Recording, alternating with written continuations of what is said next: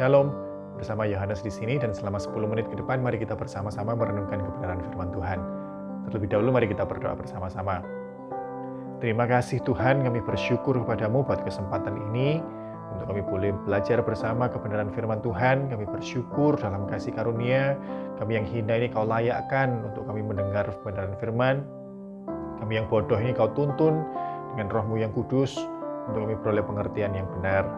Terima kasih Tuhan, dalam nama Tuhan Yesus kami berdoa. Amin. Puji Tuhan. Mari kita lanjutkan pembelajaran kita dalam kitab Efesus, dan sekarang kita sampai di Efesus pasal yang kelima. Kita mau baca di ayat yang ke-17.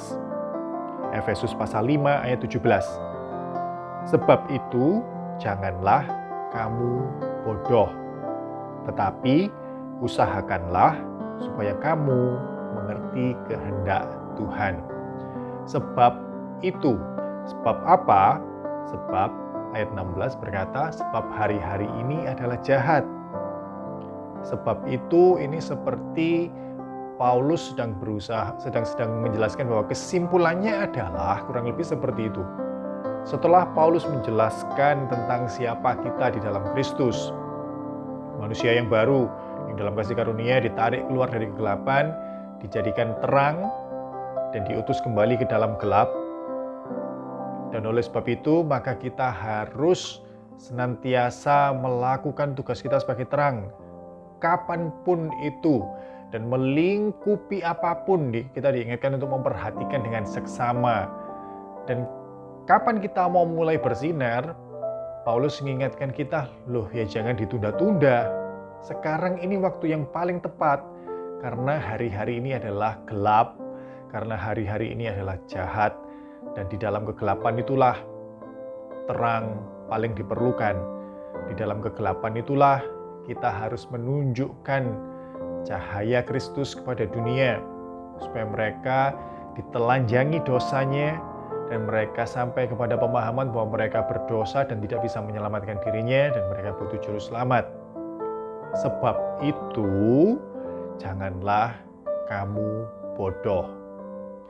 Nah, kata bodoh ini mungkin terdengar sedikit kasar, dan mungkin juga bisa disalahartikan.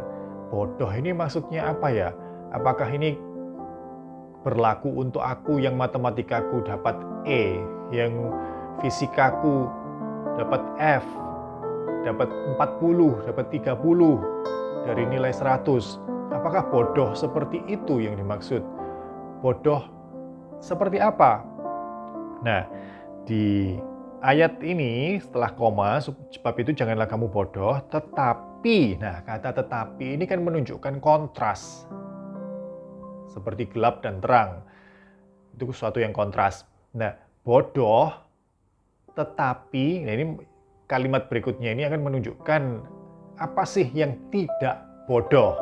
Apa sih yang kontras dengan bodoh.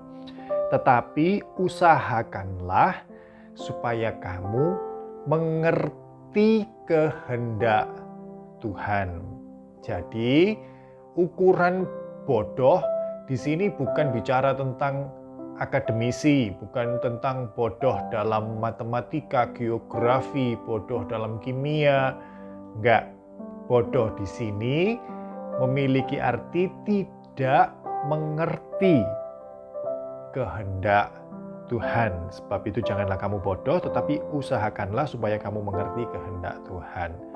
Nah, kata mengerti di sini ini juga satu kata yang sering dipakai Yesus sendiri untuk dia memberi penekanan kepada umat, kepada pengikutnya di zaman itu. Kita lihat ada satu perumpamaan yang diberikan Yesus dalam Matius pasal 13. Di sana ada perumpamaan tentang penabur yang menaburkan benih. Dan di Matius 13 ayat 19 dikatakan demikian, kepada setiap orang yang mendengar firman tentang kerajaan surga, tetapi tidak mengertinya, datanglah si jahat dan merampas yang ditaburkan dalam hati orang itu. Itulah benih, inilah perumpamaan tentang benih yang ditaburkan di pinggir jalan.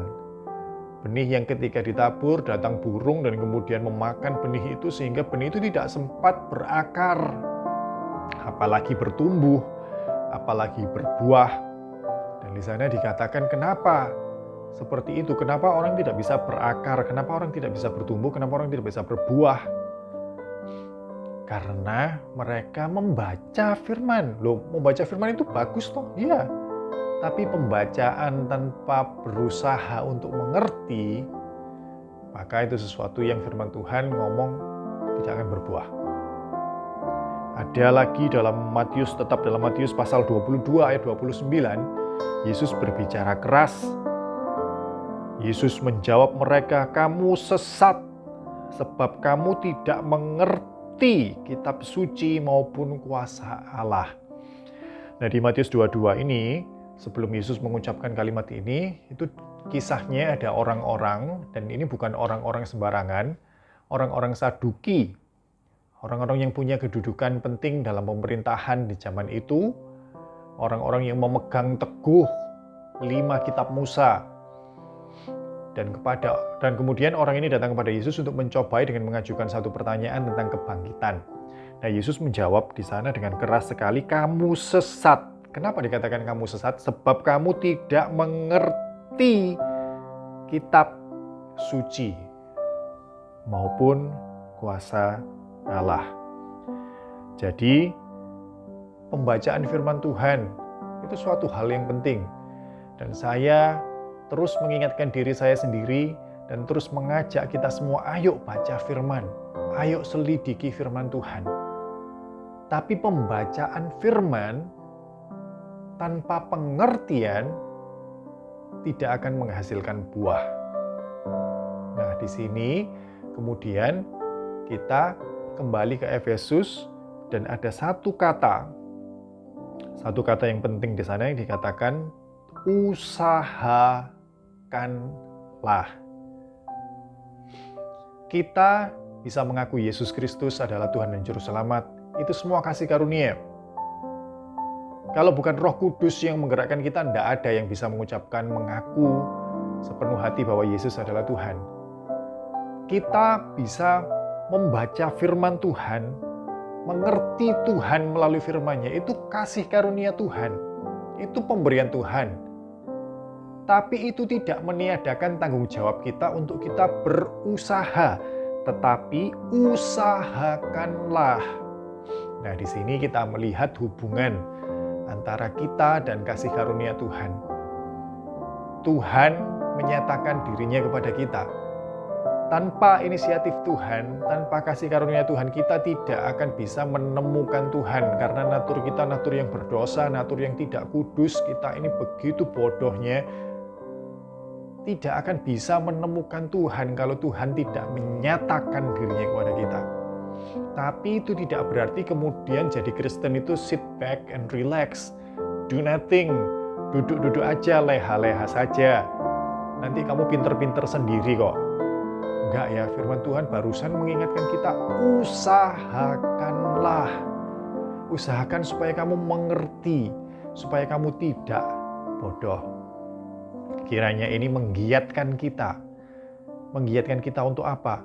Untuk bertekun dalam firman Tuhan. Untuk menyelidiki firman Tuhan. Baca dan merenungkan, baca dan minta tuntunan Roh Kudus untuk membuat kita mengerti. Baca dengan kerendahan hati, mengakui otoritas firman Tuhan sepenuhnya. Baca dengan rendah hati dan mengakui tanpa pimpinan Roh Kudus, kita nggak akan bisa paham dengan benar.